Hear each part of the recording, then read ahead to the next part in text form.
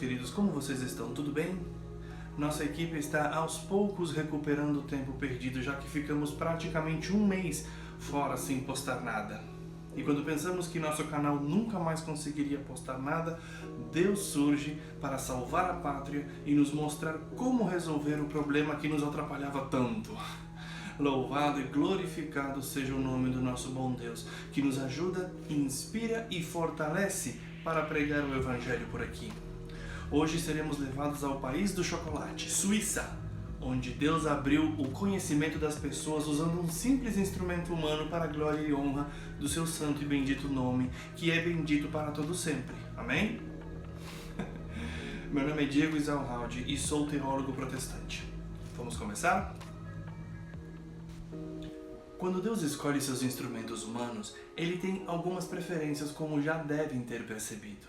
Ele não escolhe os ricos e poderosos, os que gostam do louvor e homenagem públicos, que fica bem parecido com o fariseu da parábola, enquanto esculachava com muita vontade o pobre e sincero cobrador de impostos. Não, Deus faz muito diferente. Deus não faz acepção de pessoas. Para Ele todos somos iguais, amados e queridos por Ele. Mas Deus também percebe que pessoas que se julgam superiores às outras têm uma dificuldade quase que crônica de se compadecer do necessitado e aflito. Não conseguem se colocar no lugar dessas pessoas humildes e atraí-los com a beleza e amor das Sagradas Escrituras. Não. Deus precisa de outro tipo de pessoas que Ele possa usar e instruir para que possa se conectar com qualquer ser humano na face da terra. Quando Jesus andou neste mundo há 2000 anos atrás, escolheu pessoas que em sua maioria eram pescadores rudes e com uma educação para lá de limitada. Se sabiam ler e escrever, já deveria ser considerado grande coisa. Mateus 4,19 nos diz: Jesus lhes disse: sigam-me, e eu farei de vocês pescadores de gentes. Os discípulos de Cristo eram homens dóceis e humildes, não tinham sido tão mal influenciados pelos mestres da lei da sua época. Então as chances de instruí-los e que possam ser dar bons frutos, era muito alta. Na época da Reforma Protestante não seria para nada diferente. Não. Como temos visto em todos estes vídeos sobre os reformadores, percebemos que eles eram homens humildes e que no tempo livre deles estavam isentos do fanatismo e astúcia dos padres romanos. Então sim, era plano divino usar estes humildes instrumentos para resultados tão grandes quanto fora possível. Porque se Deus chama, Ele capacita também, e caso você ainda tenha dúvidas sobre servir ao Senhor, escute o que Ele mesmo diz em sua palavra no livro de Êxodo 4, 11 e 12, que diz: O Senhor perguntou a Moisés: quem forma a boca do ser humano? Quem torna o homem mudo ou surdo? Quem torna cego ou o faz ver? Por acaso não sou eu, o Senhor? Agora vá, eu estarei com você quando falar e o instruirei a respeito do que deve dizer. Deus é um revolucionário. Mas é um revolucionário organizado, tá bom? Dá licença. Apenas poucas semanas após o nascimento de Martinho Lutero, na cabana de um mineiro na Saxônia, nascia também Ulrich Zwinglio, na choupana de um pastor entre os Alpes suíços. Sendo o lugar onde nascera de tremenda beleza natural, desde pequeno Zwinglio teve sua vida moldada pela contemplação da criação de Deus. A sua avó lhe contava quantas histórias bíblicas, sem qualquer influência romana, ela conseguia lembrar, e desde jovem ele decidira que dedicaria sua vida ao ministério pastoral. Assim como João Lutero queria que seu filho Martinho tivesse uma ótima educação, o pai de Zwinglio não perdeu tempo após perceber que o jovem tinha talento e o enviou, na idade de 13 anos, para Berna, que naquela época tinha a mais conceituada escola da Suíça. Com certeza lá haveria professores competentes que pudessem ensinar tão talentoso rapaz. Mas foi ali que a coisa começou a ter um perigo terrível, porque frades logo perceberam a genialidade de Ulrich e queria a todo custo atraí-lo para um dos seus conventos. Os monges dominicanos e franciscanos tentavam convencê-los com vistosos adornos das igrejas, as pomposas cerimônias e as relíquias miraculosas. Se eles conseguissem ganhar tão notável jovem, teriam ao seu dispor alguém que, mesmo tendo uma idade tão juvenil, possuía natural habilidade como orador e escritor, uma genialidade para a música e poesia. Isso valeria muito mais do que qualquer pomposa e rica igreja. De todos os reformadores de que já tenha falado, Zwinglio é, sem sombra de dúvidas, o mais completo e genial de todos. Não acham? A diferença de Ulrich, Lutero, em sua época de estudante de escola, havia se sepultado numa cela em um convento e o mundo jamais teria ouvido falar caso a providência divina não o tivesse resgatado e libertado. Deus não permitiu que Zwinglio passasse pelo mesmo drama e alertou seu pai sobre as intenções dos frades. Este não queria que seu filho seguisse a vida ociosa, como ainda levam atualmente, desses monges e deu-lhe a ordem de que voltasse para casa imediatamente. O jovem voltou, mas tinha uma mente tão ativa que não conseguiu ficar muito tempo sem fazer nada acadêmico. Voltou a viajar, mas desta vez ele foi para Basileia, e foi exatamente neste lugar onde pela primeira vez ouviu falar do Evangelho da livre graça de Cristo. O professor Thomas Wittenbach, de línguas antigas, estudou através do hebraico e do grego as sagradas escrituras e raios de luz iluminaram a sua mente e entendimento. E através dele, Zwinglio fora fielmente instruído a considerar a palavra de Deus muito mais importante do que as teorias ensinadas pelos escolásticos e filósofos. Este professor parecia ensinar antigas verdades. Sabe qual era uma das mais antigas? A morte de Cristo é o único resgate do pecador. Esta frase foi um divisor de águas para Ulrich e o transformou mais tarde no grande reformador do seu país. Logo terminou ele seu curso e fora chamado ao serviço ativo, e o seu primeiro campo de trabalho foi uma paróquia alpina que não era lá muito longe do seu vale natal.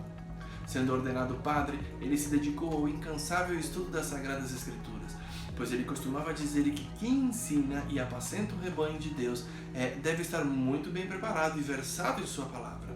Quanto mais ele pesquisava, tanto mais era evidente as mentiras e heresias católicas. Decidiu fazer da Bíblia a única regra de fé infalível.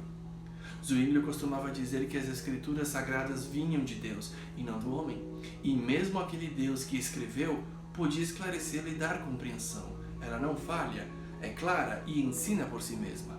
Ela se desvenda e ilumina a alma com salvação e graça. Ouçam um amém? No ano de 1516, Ulrich foi convidado para ser pregador em um convento na cidade de Elsieden, e foi naquele lugar onde pôde ter uma noção mais aprimorada das corrupções de Roma, e seria através do seu exemplo que ele tentaria mudar tudo isso. Na cidade de Elsieden existia uma atração católica, a imagem da Virgem que, segundo dizia, tinha o poder de fazer milagres. Na porta do convento onde estava esta imagem tinha uma inscrição que dizia: aqui se pode obter remissão plenária dos seus pecados.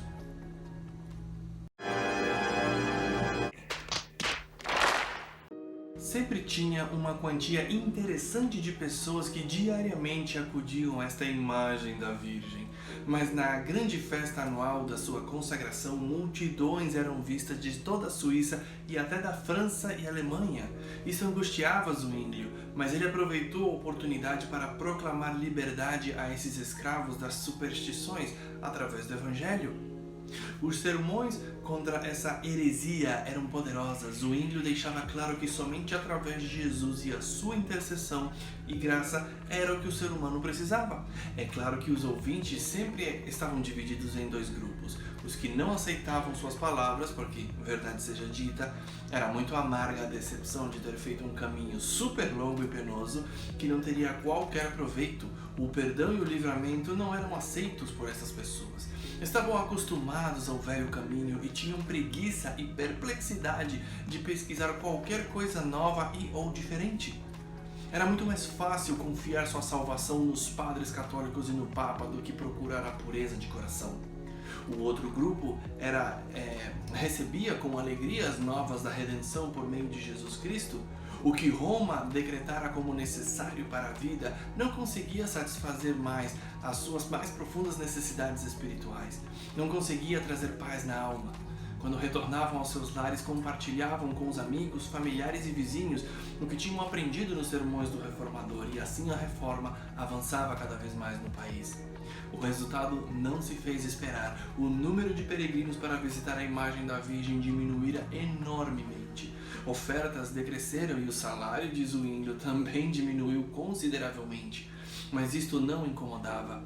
Isto o deixava muito feliz, já que os grilhões que o poder do fanatismo e superstição tinham estavam sendo totalmente quebrados. É claro que Roma não tinha os olhos fechados diante de tudo isto.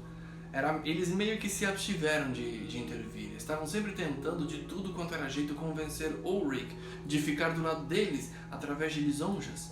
Após 3 anos em Ace Eden, ele foi convidado para outro campo de trabalho muito maior e mais vasto.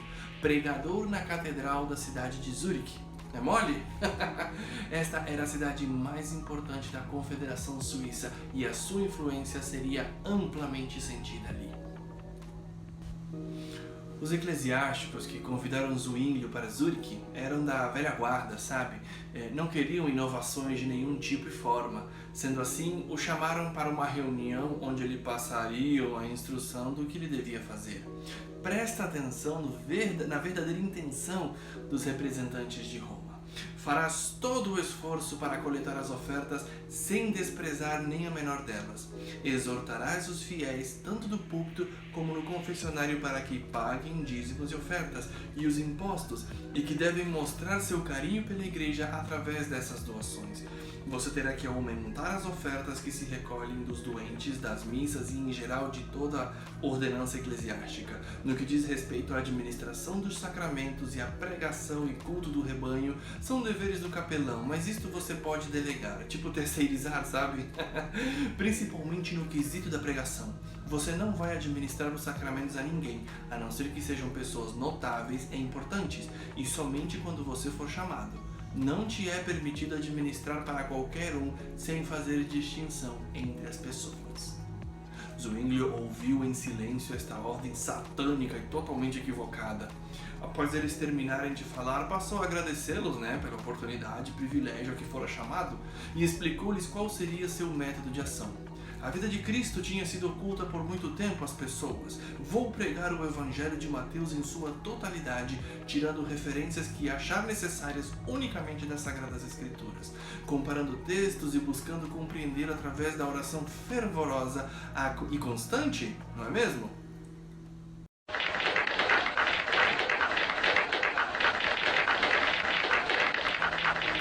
Obviamente que os eclesiásticos não gostaram nem um pouco desse plano de ação e tentaram de tudo quanto era jeito dissuadi-lo disto, mas não teve jeito. Ulrich se manteve firme e decidido. As pessoas já tinham sido despertadas pela verdade através das pregações anteriores e cujos registros tinham chegado até eles. Quando souberam que era o habilidoso reformador, o novo pastor da catedral, afluíam aos milhares para ouvir os seus sermões e ensinamentos. As pessoas se acotovelavam para poder ouvir Zwinglio. Sejam pessoas simples ou até mesmo os ricos, todos queriam ser devidamente alimentados com a palavra de Deus e sair de uma vez por todas das trevas do paganismo e tradições humanas. Os monges não gostaram nadinha de tudo isso e começaram a opor-se aos seus trabalhos. E você deve estar pensando que eles fizeram sermões maiores e melhores que o de Ulrich, estudo completo e sistemático da Bíblia. Então, como posso dizer isto sem ser tão direto e correndo o risco de parecer condescendente? Os métodos utilizados pelos monges eram escárnio, insolência e ameaças, é mole? Mas Zwinglio não se deixava abalar, suportou com paciência. Ele costumava dizer o seguinte: se desejamos ganhar os ímpios para Jesus Cristo, devemos fechar os olhos a muitas coisas. Quando Deus se prepara para quebrar as algemas da ignorância e superstição, Satanás não deixa barato e opera com o máximo poder que conseguir para continuar envolvendo os homens nas trevas e segurar os grilhões com mais firmeza. Roma resolveu dar um up, uma atenção especial e redobrada para abrir o seu mercado para toda a cristandade, oferecendo por dinheiro os seus perdões. Todo e qualquer pecado tinha seu preço. O negócio era tabelado e organizado. Tá pensando o quê? Que era bagunçado? Nada disso. A todos lhes era concedido livre permissão para o crime, entanto e enquanto os cofres de Roma estivessem sempre cheios de riquezas. Ambos os movimentos tinham assinalada diferença. Enquanto Roma permitia o pecado e dele fazendo a sua fonte de renda, os reformadores condenando o pecado e apontando para Cristo como a propiciação e o libertador. No mínimo, interessante, não acha? Na Alemanha, as vendas das indulgências tinham sido confiadas aos frades franciscanos, que eram liderados pelo infame e satânico pregador romano Johann Tetzel. Na Suíça foi entregue aos franciscanos e seriam liderados por um monge italiano chamado Sansão. Ele era muito bom no que fazia, tendo conseguido enormes somas de dinheiro da Alemanha e Suíça, enchendo demais o tesouro papal. Ele não fazia corpo mole não, e nem acepção de pessoas, despojava e extorquia tanto ricos quanto pobres.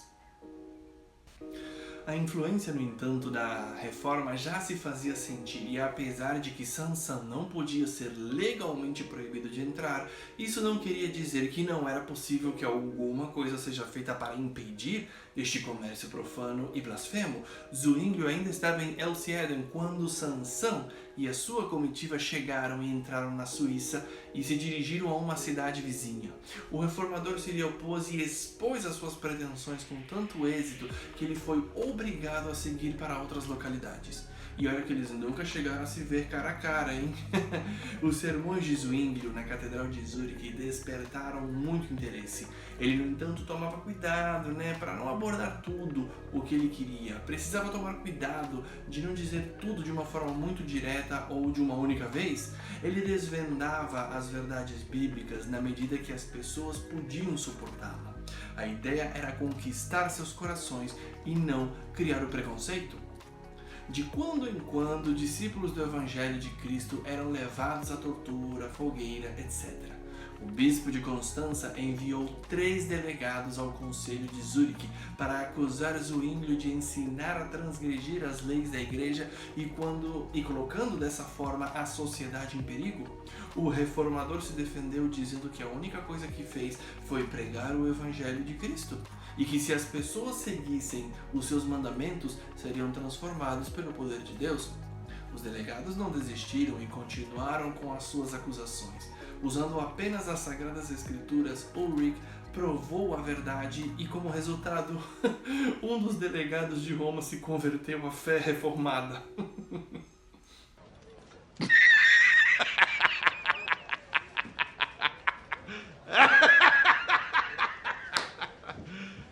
Are you serious?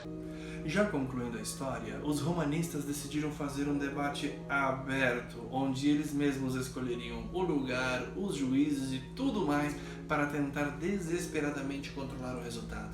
Na cidade de Bade teve lugar o debate, porém Zurique se negou a enviar o seu pastor, porque sabiam que Roma estava criando uma cilada.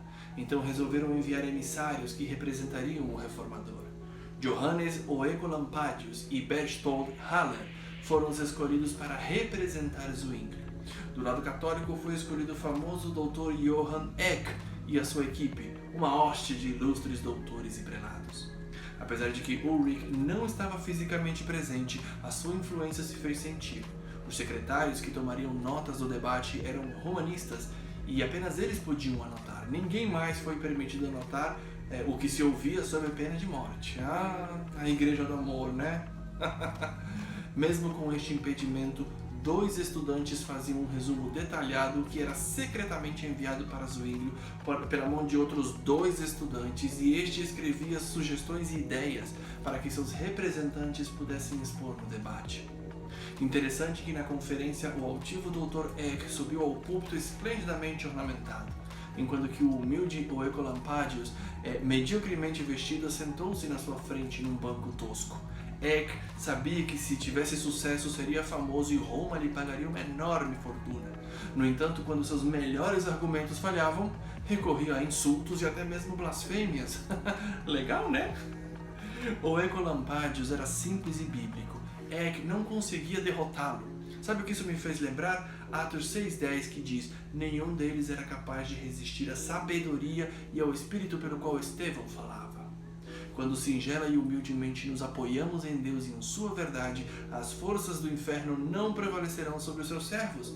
O debate durou 18 dias e o Dr. Eck e o seu grupo foi declarado vencedor pelos juízes que eram torcedores do romanismo. Todo mundo percebeu que tudo estava arranjado e que os reformadores tinham sido os verdadeiros vencedores. Essa vitória não valeu de nada, já que tempo depois do debate, as cidades de Berna e Basileia se declararam a favor da reforma.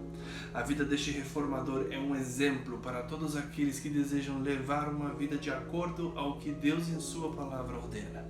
Ulrich Zwinglio morreu em 1531 e sua vida é um enorme testemunho de fé e coragem. Este foi nosso último vídeo a respeito da Reforma Protestante. Nossa equipe se orgulha e se sente muito feliz por todo o trabalho de investigação e escrita de cada um dos vídeos que foram produzidos para explicar, contar e desfazer mitos e mentiras sobre a Reforma Protestante. Na semana que vem começaremos outra série de vídeos, onde falaremos sobre Cristo como único intercessor da raça humana. O título do tema da semana que vem é Nunca Sem um Intercessor. Primeira parte. Lembre-se sempre, não acredite em tudo que vê ou escuta, mas faça o teste com a eterna palavra de Deus, já que para um cristão nada mais importa a não ser assim diz o Senhor. Até a próxima.